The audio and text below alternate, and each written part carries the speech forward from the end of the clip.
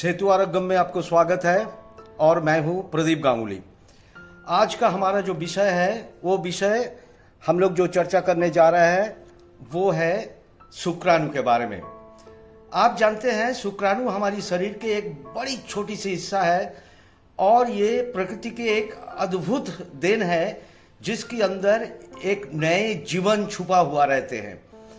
आप यकीन मानिए ये शुक्राणु का बारे में हम लोग अगर और भी आगे चर्चा लेके जाते हैं तो सबसे पहले हम लोग देखेंगे कि ये शुक्राणु के 3 हिस्से होते हैं। सबसे बड़ा वाला जो हिस्सा है उसको कहते हैं मस्तक या उसका हेड। इसमें 2 हिस्सा होता है। एक है बाहरी वाला हिस्सा जो थोड़ा मजबूत होता है क्योंकि उसको जाके डिम्बाणु को धक्का मार के उसको छेद करना है, राइट। दूसरा है थोड़ा सा और पतला वाला हिस्सा पर पूंछ से भी ज्यादा मोटा है, उसको कहते हैं माइटोकॉन्ड्रिया। और ये माइटोकॉन्ड्रिया क्या करते हैं कि जब कोई पुरुष का शुक्राणु जब निकालते हैं कोई महिला की गर्भाशय में या उसका योनि में, तब क्या होता है ये तैरते रहते हैं डिम्बाणु की तरफ।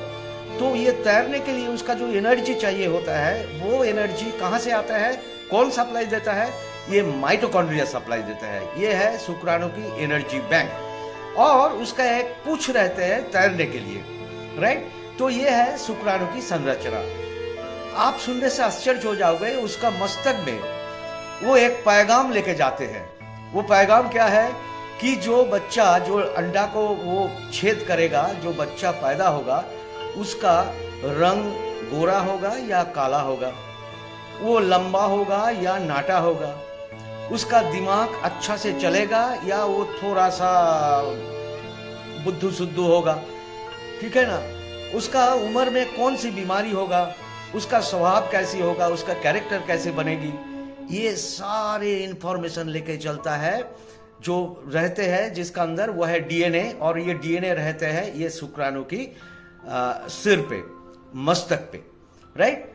तो बहरहाल हम लोग चलते हैं और भी आगे नए कुछ इंफॉर्मेशन आज हम देने के लिए आए हैं।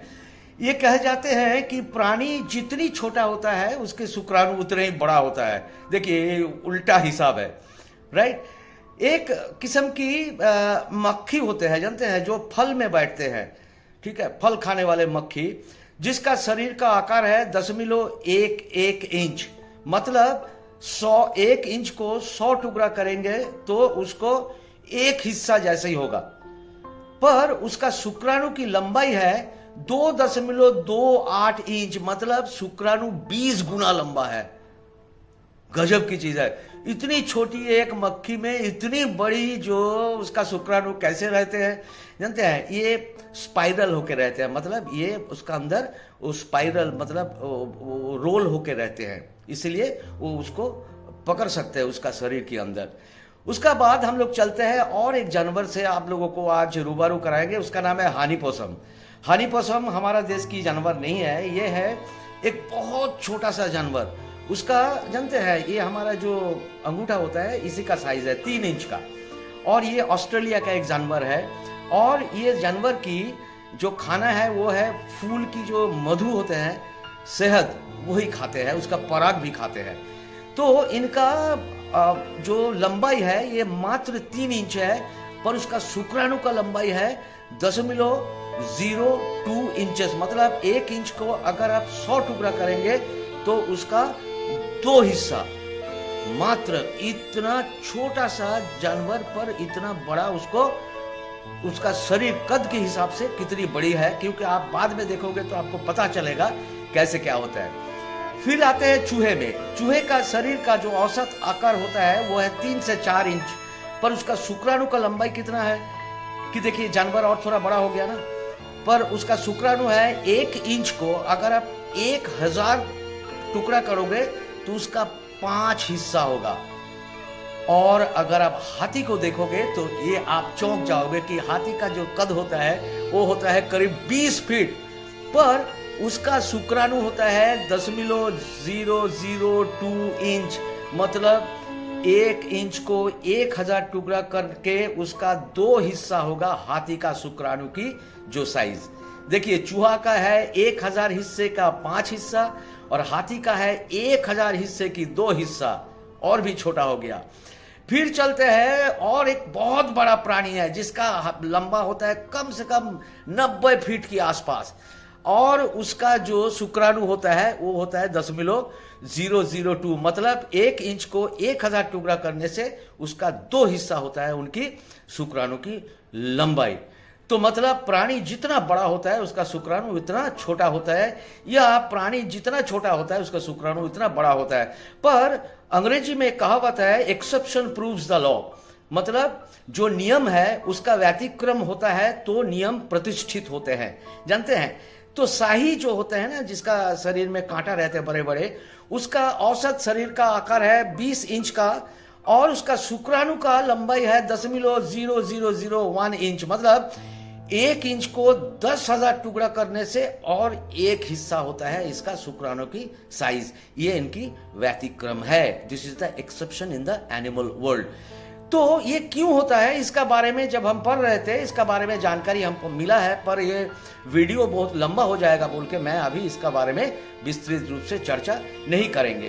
तो चलिए, अब तक आप लोग सोचते होंगे कि सर जी आप तो जानवर की बात कर रहे हैं, मनुष्य की बात करो। तो मनुष्य की जो औसत आकार होता है 5 फुट 7 इंच इंटरनेशनल हाइट है, और उसका शुक्राणु की लंबाई होता है 10.003 इंच, मतलब 1 इंच को 1000 टुकड़ा करने से उसका 3 भाग होगा ये शुक्राणु की लंबाई। शुक्राणु ज्यादा से ज्यादा खुली हवा में 30 मिनट तक बच सकता है, ठीक है। पर अगर ये शुक्राणु अगर कोई गर्भाशय में घुस चुके हैं या वहां पे कोई शुक्राणु डाल दिया है गर्भाशय में, तो वो 2 से 3 दिन, किसी समय ये 5 दिन तक जी सकते हैं। और ये शुक्राणु को अगर -370 डिग्री सेंटीग्रेड पर फ्रीज करके रखा जाता है तो ये लंबी समय तक इसको रखा जा सकता है, और इसको थोड़ा सा व्यवस्थित करके उसको फिर से उसको इस्तेमाल कर सकते हैं लोग। इसका अंदर जान इतनी तगड़ा होता है। फिर चलिए एक हम इंफॉर्मेशन आपको देंगे। पिछले 40 साल में होल वर्ल्ड में धीरे धीरे पुरुषों की जो शुक्राणु बनाने की जो क्षमता वो कम होते जाते हैं। औसत 50% कम हो चुके हैं। आप सुनने से आश्चर्य हो जाओगे। 40 साल पहले पुरुषों ने जितने शुक्राणु तैयार करते थे, अभी उसका 50% में कम हो गया। इसका कारण क्या है? इसका कारण है मोटापा, जो जानते हैं एक बहुत बड़ा चैलेंज है, अब ग्लोबल चैलेंज है। ज्यादा शराब पीना, ज्यादा सिगरेट आदि धूम्रपान करना, तंबाकू सेवन करना, है ना, ये भयंकर प्रभावित करता है शुक्राणु के ऊपर। उसका साथ प्रदूषण और ये सिंथेटिक चीज को यूज करने के लिए भी ये शुक्राणु बढ़ जाते हैं, शुक्राणु घट जाते हैं, शुक्राणु के आंकड़ा। और तनाव भी शुक्राणु को, उसका गुणवत्ता को कम कर देते हैं। इसलिए तनाव वाले लोगों को शुक्राणु का काउंट बहुत खराब होते हैं, राइट। फिर चलते हैं, ये शुक्राणु उत्पादन की जो दर है, जिसको एक मेडिकल टर्म है स्पर्मेटोजेनेसिस। ये स्पर्मेटोजेनेसिस क्या है कि पुरुषों के शरीर में शुक्राणु कितनी तैयार होता है। बोलते हैं कि 1 सेकंड में 1500 शुक्राणु बनते हैं। ये जो आपसे हम बात करते हैं, 1 सेकंड हुआ तो शरीर में 1500 शुक्राणु तैयार हो गया, 2 सेकंड हुआ तो 3000 हो गया, 3 सेकंड हुआ तो 4500 हो गया। फटाफट तैयार होता है, एकदम अनलिमिटेड स्टॉक शरीर तैयार कर देते हैं।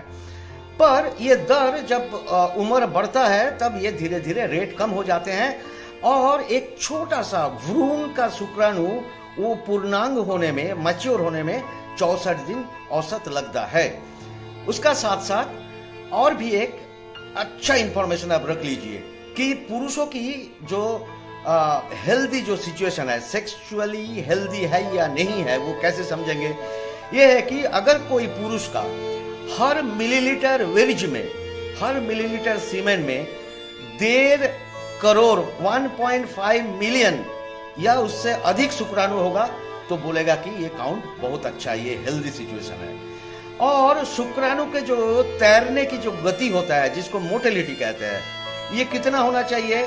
0.001 इंच पर सेकेंड।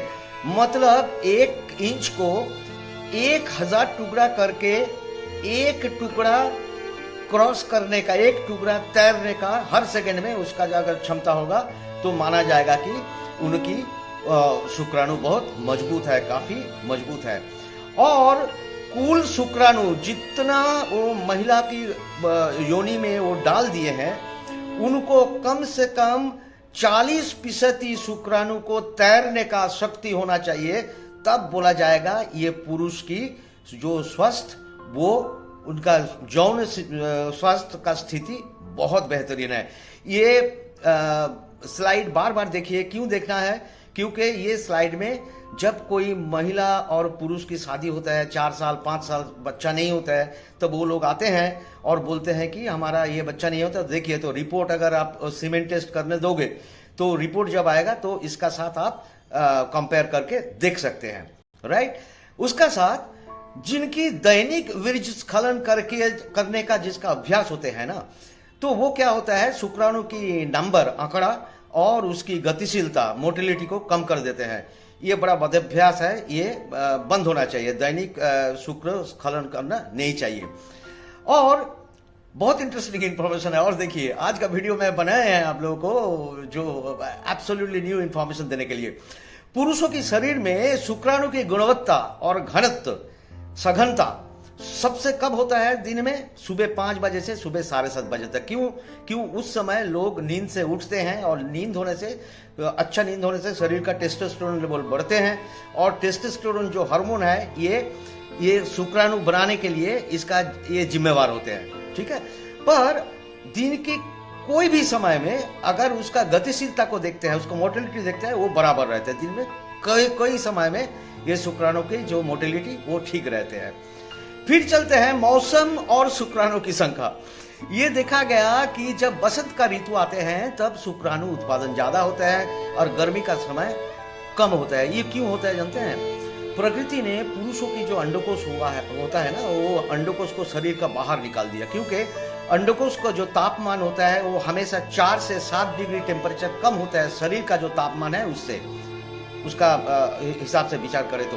मतलब जितना ठंडा रहेगा अंडकोश के आसपास, उतना ही ज्यादा शुक्राणु तैयार होते हैं। तो तापमान बढ़ने से शुक्राणु का उत्पादन कम हो जाते हैं।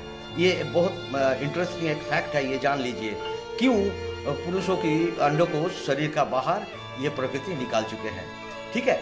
और भी इंटरेस्टिंग इंफॉर्मेशन है कि वीर्य स्खलन ना करने से शरीर में कोई हानि नहीं होते हैं। अगर वीर्य रह जाते हैं तो इसका कोई नेगेटिव दुष्प्रभाव नहीं पड़ते हैं। जानते हैं, बहुत लोग होते हैं जो अविवाहित होता है, जो शादी नहीं करते हैं जिंदगी भर, तो उसको क्या बीमारी होता है? कुछ नहीं होता है ना। और ये शरीर में जमा भी नहीं होता है। कोई सोचता है कि हम अगर शुक्र को, वीर्य को स्खलन नहीं करेंगे तो ये जमा हो जाएगा, हमारा शरीर में कुछ नुकसान पहुंचेगा। नहीं होता है, जमा नहीं होता है, क्योंकि जो शुक्राणु हम लोग बाहर नहीं निकाल देते हैं, शरीर में अव्यवहित जो शुक्राणु, वो शरीर क्या करता है, फिर उसको खींच लेते हैं, उसको अवशोषित कर लेते हैं, ठीक है। और लगातार अगर कोई शुक्राणु को खर्च नहीं करते हैं, इसका मतलब ये नहीं कि उसका यौन इच्छा कम हो जाते हैं या वो उसका संतान धारण करने का क्षमता कम हो जाते हैं, ये भी सही नहीं है, ये जान लीजिए। तो चलिए, आज का जो वीडियो हम और लंबा नहीं करेंगे, अभी हम खत्म करने वाले हैं इसको। ये इंफॉर्मेशन देके आप सुनने से आश्चर्य हो जाओगे कि लोग जानते हैं शुक्राणु, पर शुक्राणु 2 किस्म का होता है, एक महिला शुक्राणु, एक पुरुष शुक्राणु। जानते हैं, जो शुक्राणु Y क्रोमोसोम लेके चलता है वो पुरुष शुक्राणु होता है, और जो शुक्राणु X क्रोमोसोम लेके चलता है वो महिला शुक्राणु होते हैं। ये Y क्रोमोसोम वाला जो पुरुष शुक्राणु होता है वो हल्का होते हैं, छोटे होते हैं, और उसका सिर गोल गोल होते हैं। और जो Y क्रोमोसोम लेके जो शुक्राणु चलते हैं वो उसका चेहरा भारी होता है, वो आकार में बड़ा होता है, और उसको जो सिर होता है वो अंडा जैसा उसका शेप होता है। एक चीज जान लीजिए, कोई महिला का लड़की होगा या लड़का होगा, ये ठीक होता है पुरुषों की X शुक्राणु या Y शुक्राणु से। मतलब लड़का होना या लड़की होना किसका हाथ में है? पुरुषों के हाथ में है, ये महिला के हाथ में नहीं है। समझ गए? तो ये मान के चलिए।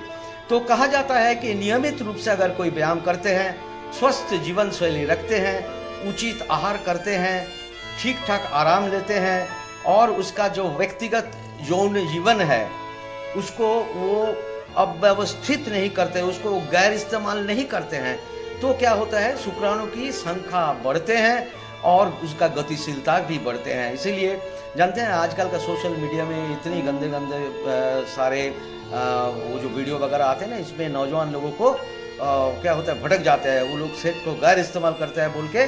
जब शादी का समय आता है उसका शुक्राणु का आंकड़ा कम हो जाता है, उसका लिंग में प्रॉब्लम होते हैं, इरेक्टाइल डिसफंक्शन होता है, तरह तरह की प्रॉब्लम होता है, तो वो सावधान होना चाहिए। चलिए आज इतने तक, नमस्ते। सेतु आरोग्यम में हम फिर से आएंगे आप लोगों के लिए नए नए इन्फॉर्मेशन लेके। अगर आपका ये चैनल अच्छा लगा तो आप मेहरबानी करके इसको लाइक कर दीजिए, इसको शेयर कर दीजिए और इसको आप सब्सक्राइब भी कर दीजिए।